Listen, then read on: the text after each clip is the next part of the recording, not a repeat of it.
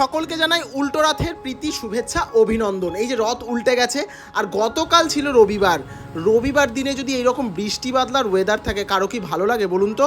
তাতে কি বাড়ি থেকে আর মন টিকতে চায়? তাই সোজা চলে গেলাম ছাতা নিয়ে রথের মেলায়, বিধাননগর রথের মেলায় গিয়েছিলাম আমি আর আমার দাদা দিদি তিনজনে মিলেই চলে গেলাম রথের মেলাতে।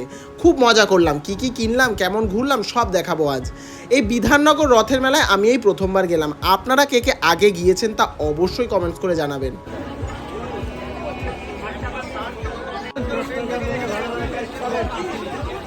রকমারি সব দোকান, এত দোকান আর এত সুন্দর সুন্দর জিনিস আমি কখনো কোনো মেলায় একসাথে দেখিনি। বাহারি রকমের জিনিস। আর এই যে দিদির পায়ে কাদা লেগেই গেল, কি আর করা যাবে, বৃষ্টির দিনে মেলায় তো এইসবই আনন্দ, তাই না? তারপরে এই বাসন কোসনের দোকানেও ঢুকতে কিন্তু ভুলিনি। হেন কোনো জিনিস নেই যা কিনা এই মেলায় ছিল না, তবে এই দোকানটার জিনিসগুলো আমার সত্যিই মন কেড়েছিল। অসাধারণ সব হাতের কারুকাজ ছিল এই দোকানে, দেখে কিনতে ইচ্ছা করছিল কিন্তু পকেটে টান থাকায় কেনাটা ঠিক হয়নি। আর এই যে এরপরে চলে গেলাম ছোটদের সেকশানে আর রাইডসগুলোর দিকে। মেলায় গিয়ে নাগরদোলা চড়তে তো আমার সবসময় মনটা খুব আনচান করে, কিন্তু কোনো সঙ্গী না থাকায় চড়া হলো না গতকাল। আর এই জিনিসটা প্রথম কোনো মেলায় দেখলাম। তারপরে কিন্তু চলে গেলাম সোজা ব্রেক ড্যান্সের দিকে। সেখানে গিয়ে তো দুঃখী মনে আবার ফিরে আসতে হলো, কারণ মনোজিৎ বা পৃথাদি কেউই চড়তে রাজি হলো না। আর কি এই ড্রাগন ট্রেনটা দেখে বেশ ভালোই লাগছিল, বেশ নিকো পার্কের কথাটা মনে পড়ে গিয়েছিল। আপনারা তো দেখেছেন আমার নিকো পার্কের ব্লগটা, কি সেই দিনের মতনই লাগছিল। তারপর এই নাগরদোলার কাছে এলাম, কিন্তু তাতেও কেউ রাজি হলো না। তারপর আর কি সমস্ত মেলাটা ঘুরে ঘুরে দেখলাম। এই মেলাটা রথের মেলা হলেও জগন্নাথ দেবের সাথে কিন্তু এখনও আমাদের দেখা হয়নি, দেখা হয়েছিল একটুখানি পরে। তার আগে নিজেই একটু ক্লিক করে নিলাম, ছবি তুললাম কিছুটা।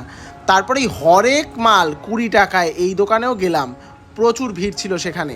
তারপরে এই মাটির জিনিসের দোকানগুলো বেশ অসাধারণ। এখন কি সুন্দর দেখুন, সব মাটির তৈরি পাওয়া যায়, যেমন জলের বোতল থেকে শুরু করে থালা গ্লাস বাটি। আর এই যে পৃথাদি এরপর শাড়ি কেনার জন্য দোকানে ঢুকলো। আর এত সুন্দর সুন্দর জিনিসের পরে খিদে তো পাবেই, তাই জন্য ফুচকার দোকানে গিয়ে হামলে পড়লাম। আপনারা কে কে সর্বোচ্চ মেলায় গিয়ে কটা ফুচকা খেয়েছেন অবশ্যই জানাবেন। তারপরে এই পৃথাদি একটু আচার আর পাঁপড় কিনলো। আর এই যে দেখুন, এই মেলাতে কিন্তু শুধু আরব থেকে পর্যন্ত দোকান এসেছিল। তারপর জগন্নাথ দেবের অবশেষে দর্শন পেলাম। সবাই একসাথে বলুন জয় জগন্নাথ।